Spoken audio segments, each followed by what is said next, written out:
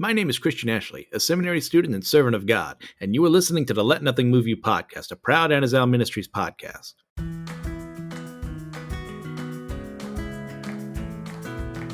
Welcome back, everyone, to the Let Nothing Move You podcast. I'm your host, Christian Ashley, and I am alone again.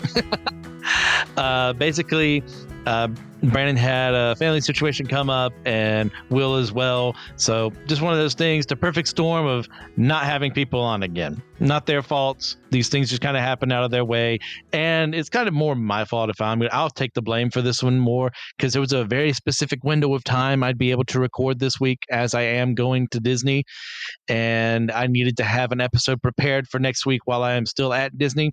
So thank you to them for being willing to do this in the first place, and no hard feelings on my end for not showing up.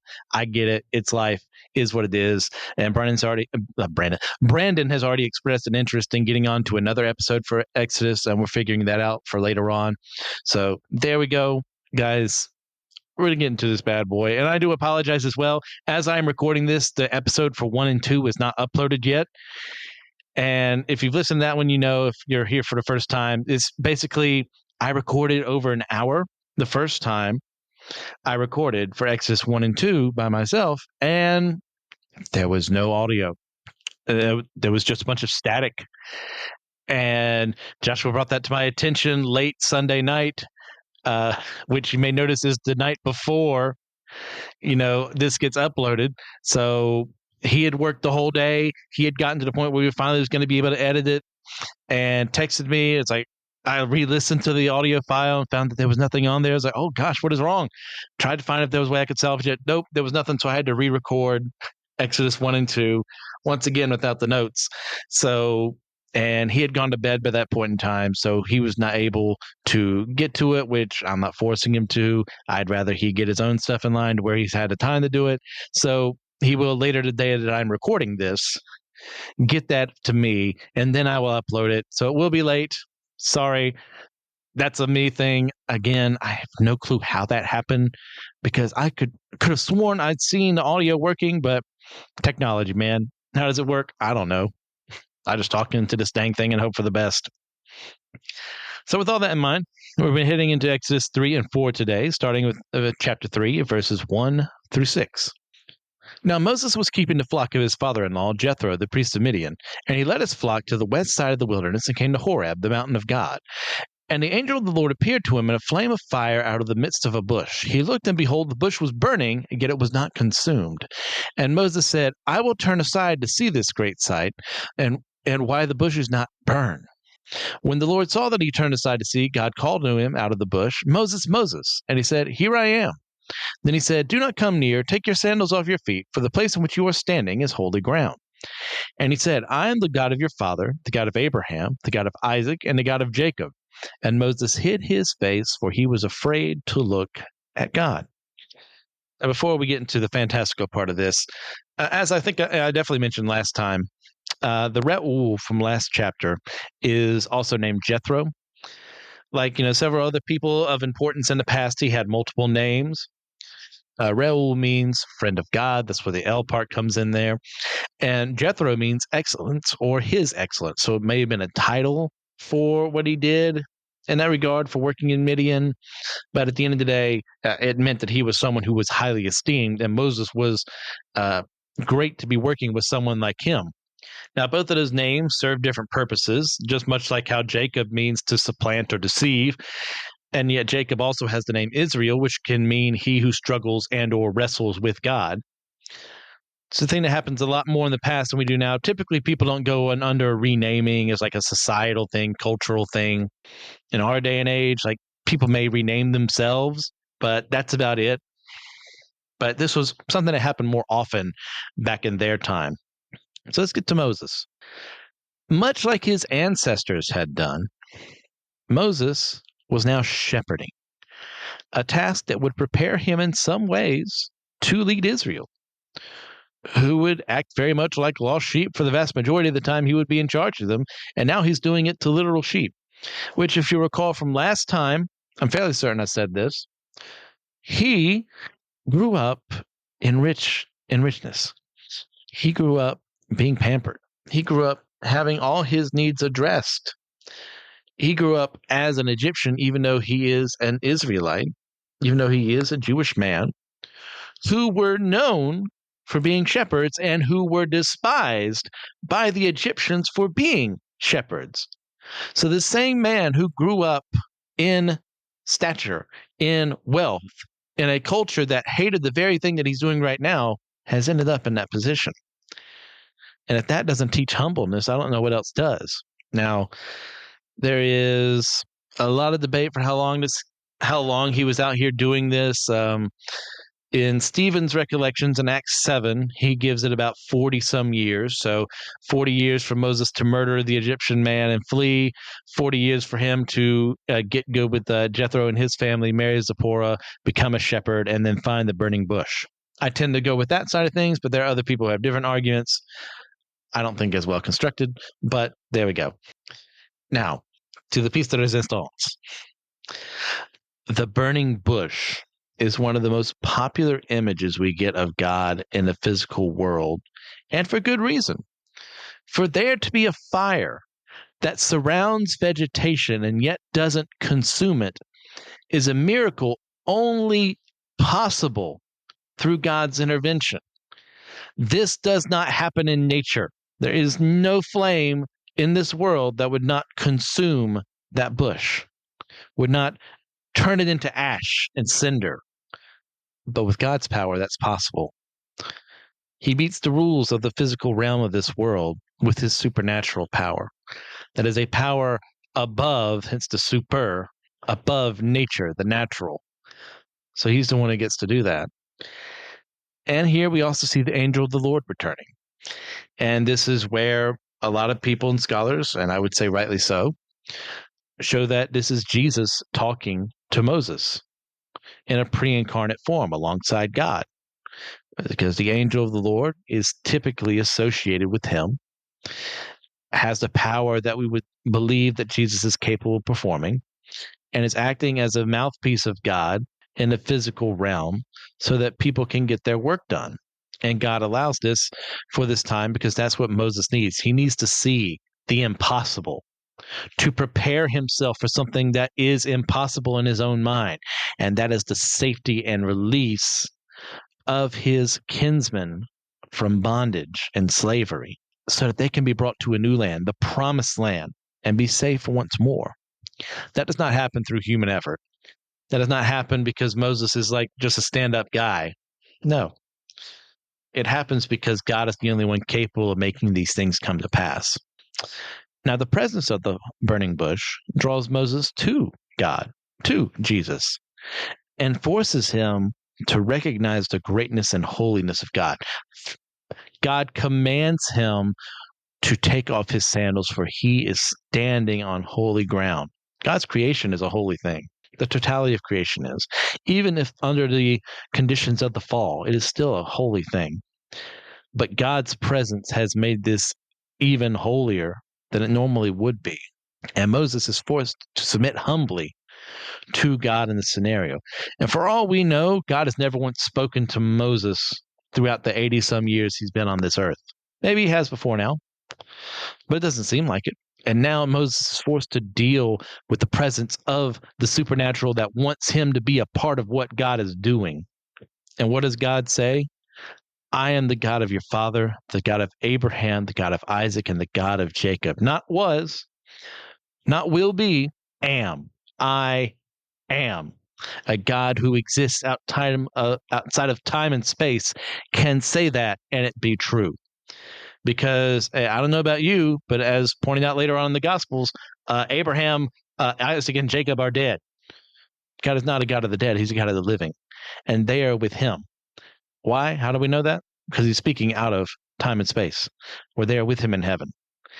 They who have received the reward that they are duly given and blessed with for what they've done and how they turned away from who they were. I am is here.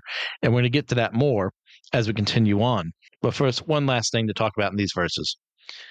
Moses being afraid to look at God follows an old superstition that it was impossible to behold the divine in any form. You'll see it in Greek mythology. I can't remember which of Zeus's many gal pals, we shall say for the PG version, uh, demands to look at his fullness.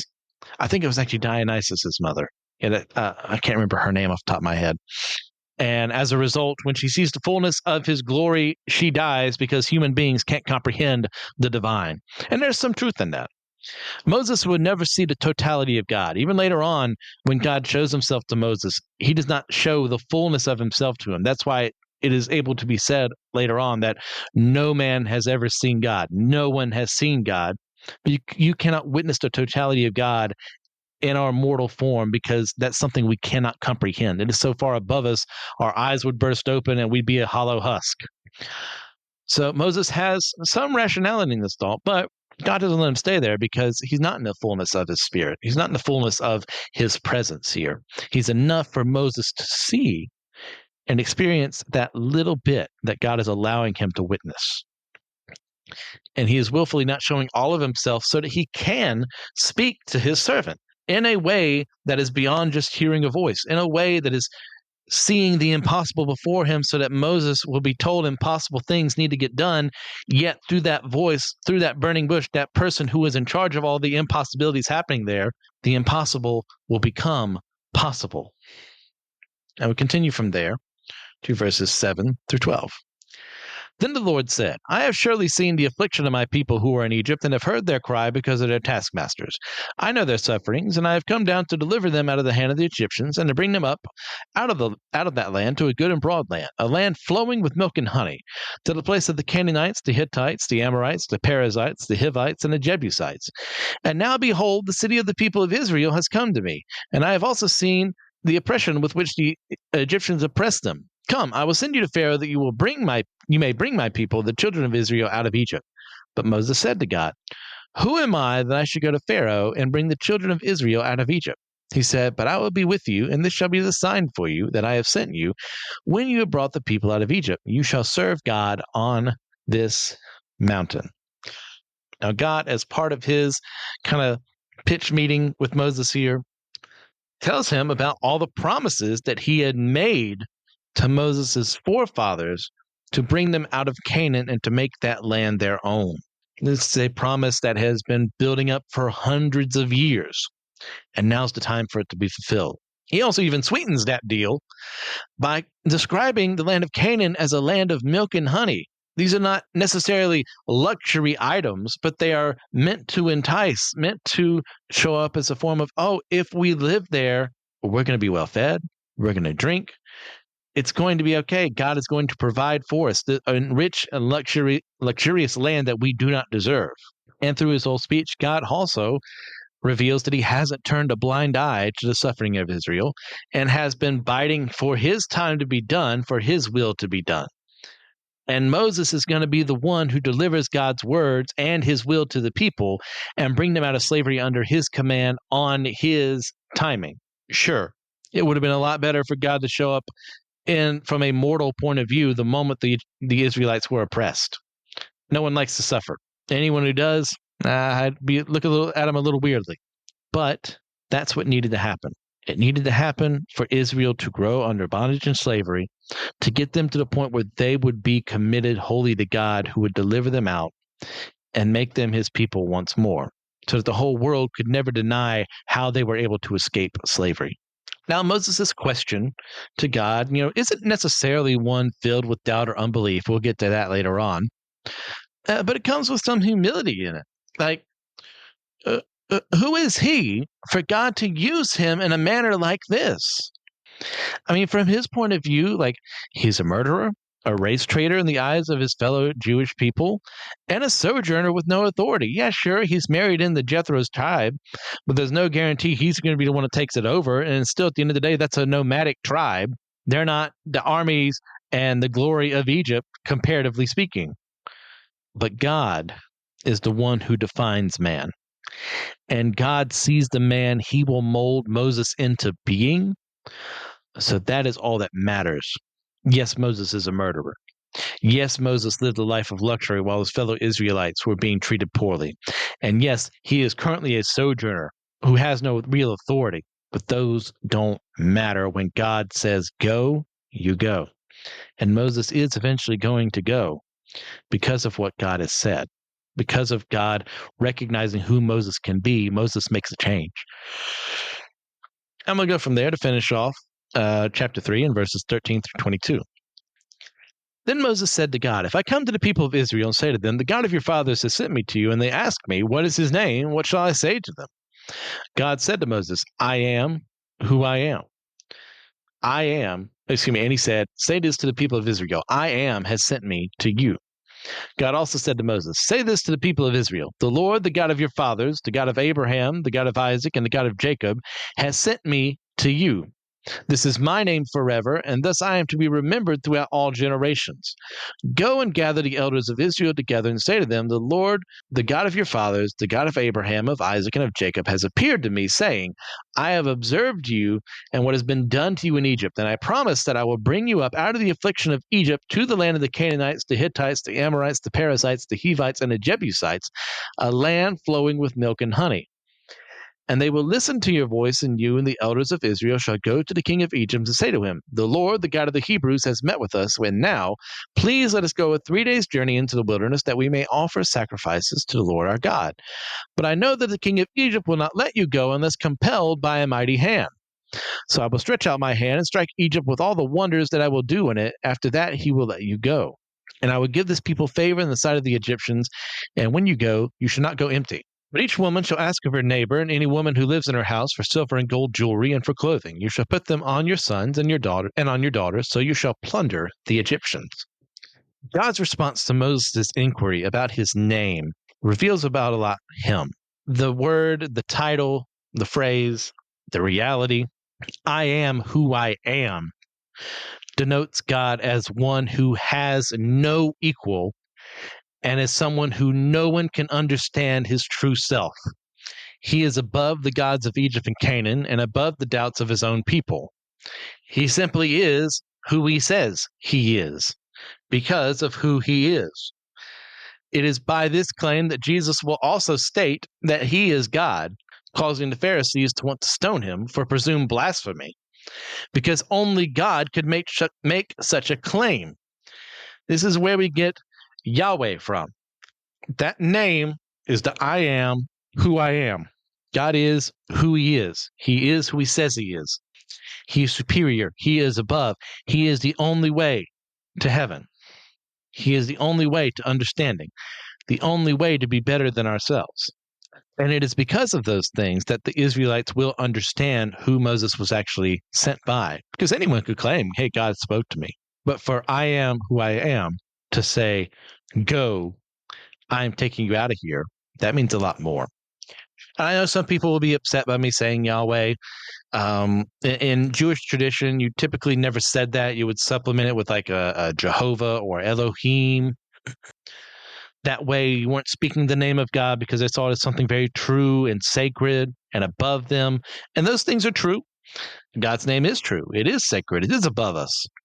But I don't see using the name as a sign of disrespect because it actually being a name that he would use. I want to use it. I want to glorify him, and I want to glorify him with the names he's presented to us. And there are many to choose from, but this sounds like the solid one. And you might typically see in your Bibles it just translated that Yahweh as Lord with all capital letters. That tends to be what happens in most translations, as I recall. So that's a personal preference at the end of the day. I don't see anything wrong with not wanting to say Yahweh, but neither do I see anything wrong with saying Yahweh. As long as you're being respectful, as long as you're not using his name in vain, saying, yeah, Yahweh told me to do this. Or Yahweh says you need to work on your marriage because I see things I don't like versus there actually being a problem. Then there's an issue. Then there's something to worry about. So something that was pointed out to me not too long ago was a scenario that God brings up here. And what he tells Moses to tell Pharaoh that he wants him to do is not what God actually wants to happen. And that is, he tells Moses to tell Pharaoh, tell them I'm just going to take away the people for 3 days to offer sacrifices, and then they're going to come back. Knowing that what God actually wants to happen is for them to be free from slavery and make their nation of their own and never return. So is God acting deceitful here? Is God lying? Does this match up at all with the righteous lying we talked about in the last two chapters? Can God lie in that regard? Well, the answer is no, it's not a lie. Telling Pharaoh one thing and wanting him to do it, wanting another reality is not lying.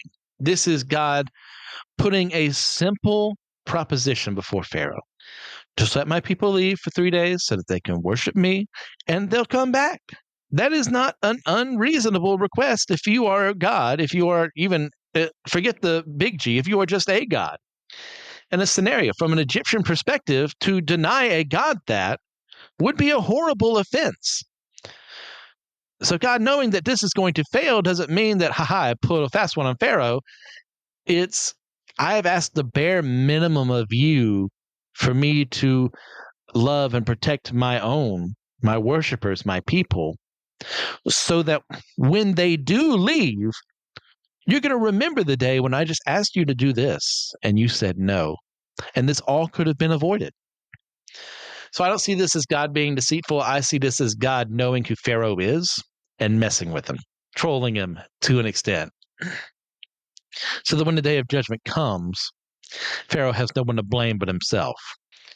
And the reason I say this is because God knows Pharaoh's heart. And God already has plans in place to punish him for his unbelief and his pride. And that pride and fall won't just affect him, but all of Egypt, as Israel will leave the country far richer than they started. And that is because God knows human nature. God knows who he's dealing with. Pharaoh is going to harden his heart, and God is going to confirm it by hardening Pharaoh's heart after Pharaoh starts it. But we'll get there when we get there. And from there, we'll go to chapter 4. We'll be going through verses 1 through 9. Then Moses answered, "But behold, they will not believe me or listen to my voice, for they will say, the Lord did not appear to you." The Lord said to him, "What is that in your hand?" He said, "A staff." And he said, "Throw it on the ground." So he threw it on the ground, and it became a serpent. And Moses ran from it. But the Lord said to Moses, "Put out your hand and catch it by the tail." So he put out his hand and caught it, and it became a staff in his hand. That they may believe that the Lord, the God of their fathers, the God of Abraham, the God of Isaac, and the God of Jacob, has appeared to you. Again the Lord said to him, "Put your hand inside your cloak." And he put his hand inside his cloak, and when he took it out, behold, his hand was leprous like snow.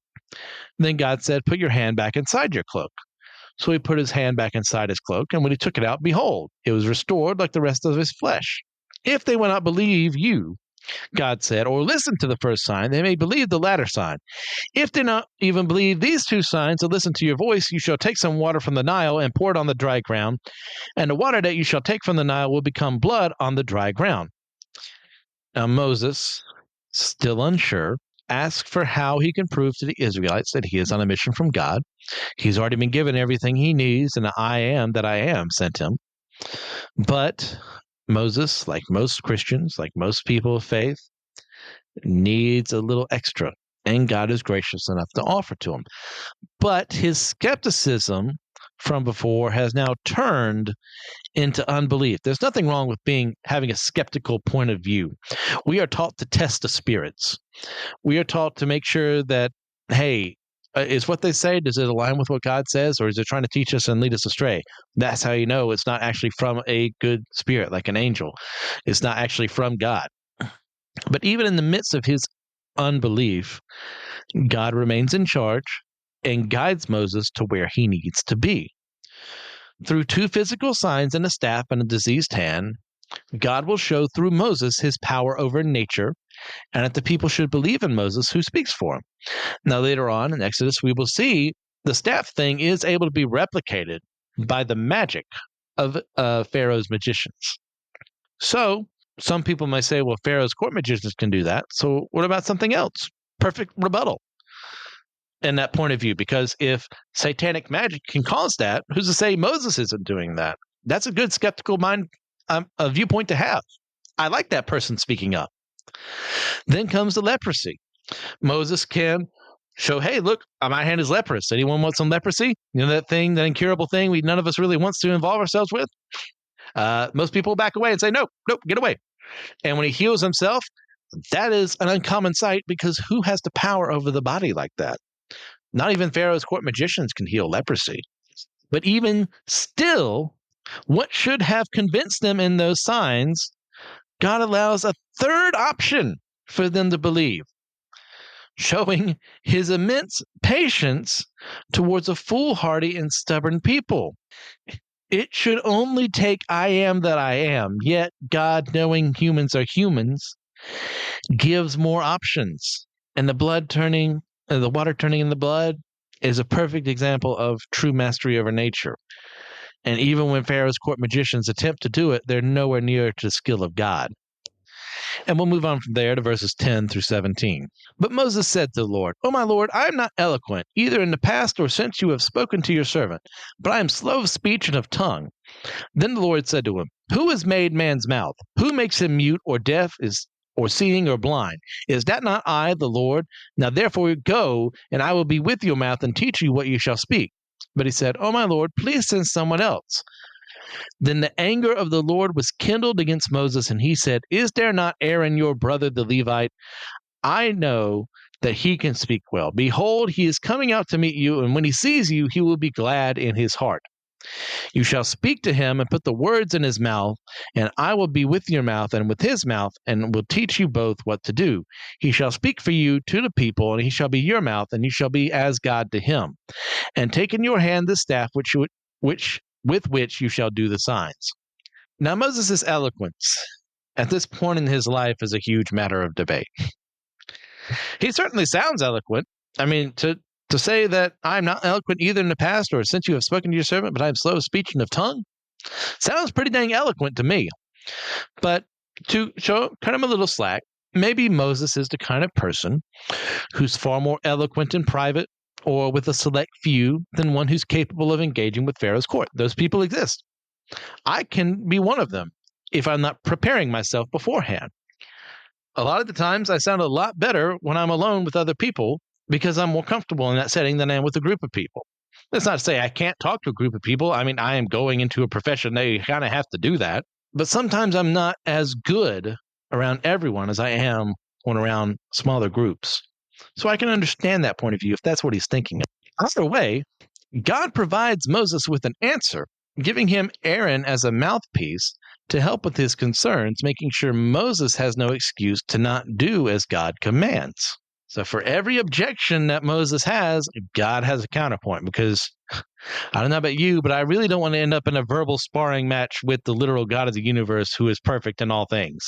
I don't think I'm coming out on top on that. I would never place money on me if I were you. However, Moses also doesn't lead the conversation without earning God's ire at one point. God's patience is immense, but even he has his breaking points when people refuse to do his work in the world and offer every excuse possible instead of a simple, yes, Lord. Yet even in his righteous anger, God provided help to Moses. I've been Moses in this scenario way too many times than I want to admit. But God, send someone else to do it. I'm not good enough. I don't want to be the one doing it. Some of it is I know I'm good enough, but I don't want to be the person who does the thing. I just want someone else to do the work and me just to benefit from that. And that's evil. That's sinful. When God has commanded you to do something, your answer is not, but what about him? What about her? They're far better at this than me. Your answer is, yes, Lord. And I say that to someone whose answer is most definitely not always, yes, Lord, but I'm working on it. Me being in seminary is a huge, yes, Lord, after multiple, no, someone else, someone else, someone else, not me, not me, not me, until I finally said, yes, Lord. And his patience is immense, but he has his breaking point. And if he doesn't want you to be somewhere, you're not going to end up there. You're going to be where he wants you on his time, doing what he commanded you to do the first time. And from there, we'll go to verses 18 through 23. Moses went back to Jethro, his father-in-law, and said to him, Please let me go back to my brothers in Egypt to see whether they are still alive. And Jethro said to Moses, Go in peace. And the Lord said to Moses in Midian, Go back to Egypt, for all the men who were seeking your life are dead. So Moses took his wife and his sons and had them ride on a donkey and went back to the land of Egypt. And Moses took the staff of God in his hand. And the Lord said to Moses, When you go back to Egypt, see that you do before Pharaoh all the miracles that I have put in your power. But I will harden his heart so that he will not let his people go. Then you shall say to Pharaoh, Thus says the Lord, Israel is my firstborn son. And I say to you, let my son go that he may serve me. If you refuse to let him go, behold, I will kill your firstborn son. Now you may notice at the start of this, Moses doesn't just set out on his journey. Instead, Moses asks permission first from his father-in-law, but without explaining the whole situation to him. Or maybe that's just for the sake of shortening things. He didn't say, hey, God told me to do this, this, and this. So it weren't just repeating himself. But that wouldn't be the first time that the Bible did that, or the first time the Bible just didn't write the same conversation over again. So I'm curious about that.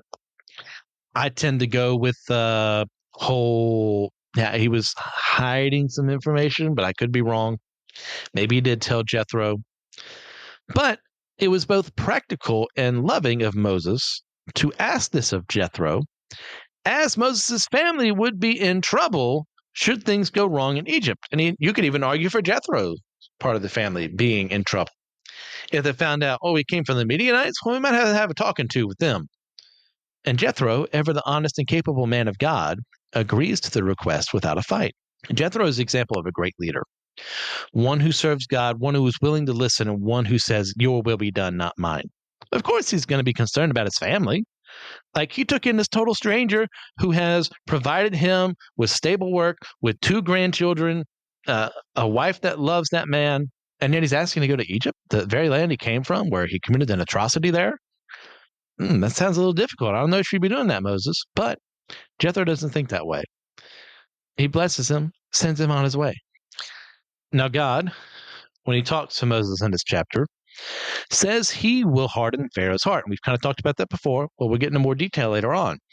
We're going to see in further scripture that Pharaoh hardens his heart first, but that after that, God plays an active role in hardening his heart after that. So what are we to do with verses like this? Does God take away people's free will? Is there such a thing as free will? We'll get there later on, but for the sake of a simple answer, the answer is yes, there's free will. And yes, God also took away what Pharaoh already gave away himself. And we'll explain that more further on, I swear. And we'll finish off today by going to verses 24 through 31.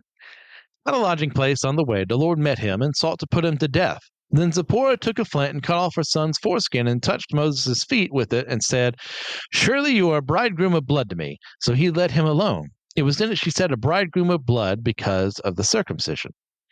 The Lord said to Aaron, go into the wilderness to meet Moses. So he went and met with him at the mountain of God and kissed him. And Moses told Aaron of all the words of the Lord with which he had sent him to speak, and all the signs that he had commanded him to do. Then Moses and Aaron went and gathered together all the elders of the people of Israel. Aaron spoke all the words that the Lord had spoken to Moses into the sight of the people. And the people believed, and when they heard that the Lord had visited the people of Israel and that he had seen their affliction, they bowed their heads and worshipped. Now, if you're like me, when I first read this forever ago, and we go, okay, Moses, time to go back to Egypt and do all this stuff. And then you get to this strange little story, this curious tale that's wedged in between other parts of the road back to Egypt. One second, God seems perfectly happy with Moses, and then another, he's about to kill him. What are we supposed to do with that? Well, this isn't meant to show God as some deity who's suffering from schizophrenia or dissociative identity disorder or what have you, but rather to show just how much importance God places on the rules and commands he gave to his people. There is a rule and a command for all male children to be circumcised. And Moses, even though he would have grown up outside of the Jewish influence, knows enough, more than likely from Egyptians making fun of him or it being done to him, that he didn't do it to his own son. And Zipporah may have even brought it up to him earlier. Maybe the Midianites were even practicing circumcision because of knowing that this side of the family was doing it. Because remember, they are descendants of Abraham as well. So that may have carried on, but he may have said no. Maybe he was saying it as a rejection of his Jewish identity, or maybe he just didn't want his son to be hurt in that manner. We don't really know. It doesn't really focus too much on that. But the point being, Zipporah is the one who makes the choice here. She's the one who acts righteously, even in her anger, directed at her husband for him not doing what should have been done forever ago. So she saves their lives. And I honestly think it's a part of Moses not wanting to fully embrace his Hebrew identity. And God saying, that's not good. I cannot have the leader of what is going to be a rebellion of sorts that leads my people out of Egypt not following the laws and commands that I'm going to tell him to tell his people to follow. Because the people are going to look at that leader and go, well, he's not following the circumcision rule. Why should I do it for my kid? Or, well, yeah, maybe it's just that. Or just move on to, well, if he doesn't follow that, I'm going to choose something else I don't have to follow. And as leaders, we don't get to pick and choose which rules we want to follow and which ones we don't, because we have to set the standard for everyone else. And we're going to fall. We're going to screw up. Yeah, because we're human. But it's a lot harder to do when you're being vigilant about it and you're watching yourself. Moses wasn't watching himself. Moses wasn't doing the work that needed to be done. So it came to Zipporah to do it instead. Now, after this, that kind of weird story that does have a point, we see Moses reuniting with Aaron and the people of Israel who believe in his words. But now it's time for Moses to convince Pharaoh of his plans. And we'll do that in the next couple episodes. So, guys, thank you once again for joining me on this journey. I'm sorry for how messed up everything was with the audio last time and it being late and, hoping people would be on but wouldn't be. It's like, it's just one of those things in life when it comes to organizing stuff like this. You just got to wipe your hands and say, well, wasn't how we imagined things were going to go, but here we are. And that's okay.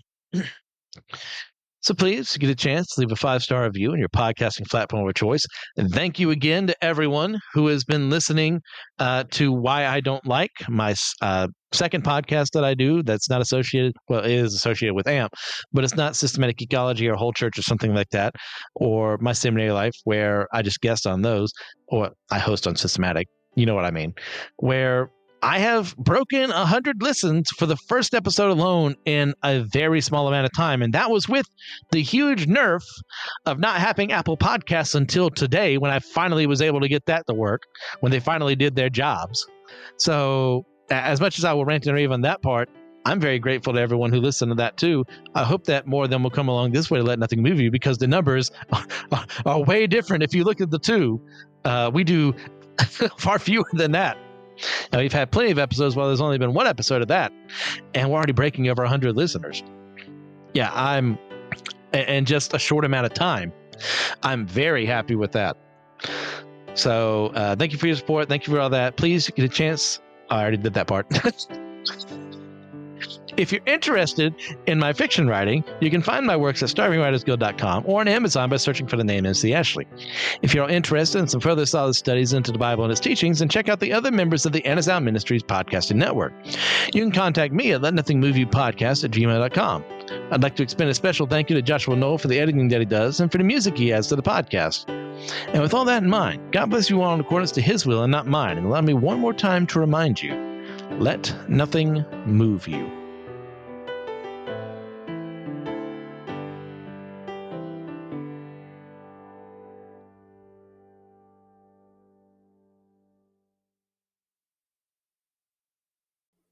Hey guys, are you interested in podcasting but don't know where to go? Well, check out Zencaster.com and go ahead and make an account there and use special promo code Let Nothing Move You, all caps.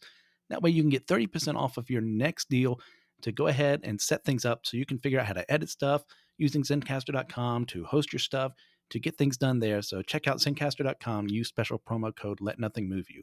All right, see ya.